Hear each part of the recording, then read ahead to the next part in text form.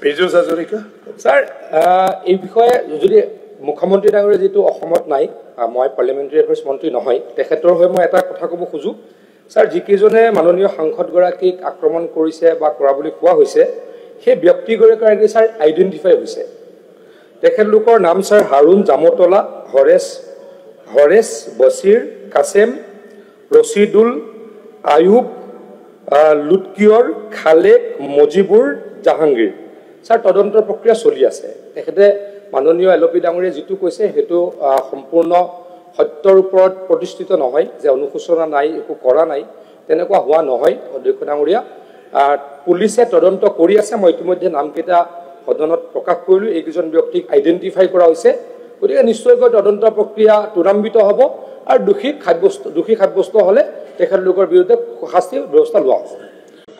Pejos Hazarika? Sir এই বিষয়ে যদি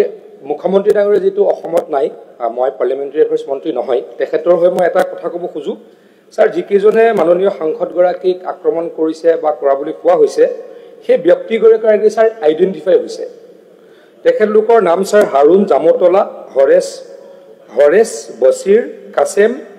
ৰশিদুল আয়ুব লুটকিয়ৰ খালেক মজিবুৰ জাহাংগীৰ স্যাৰ তদন্তৰ প্ৰক্ৰিয়া চলি আছে তেখেতে মাননীয় এলপি ডাঙৰীয়া যেটো কৈছে হেতু সম্পূৰ্ণ সত্যৰ ওপৰত প্ৰতিষ্ঠিত নহয় যে অনুসূচনা নাই একো কৰা নাই তেনেকুৱা হোৱা নহয় অধ্যক্ষ ডাঙৰীয়া পুলিচে তদন্ত কৰি আছে মই ইতিমধ্যে নামকেইটা সদনত প্ৰকাশ কৰিলো এইজন ব্যক্তিক আইডেন্টিফাই কৰা হৈছে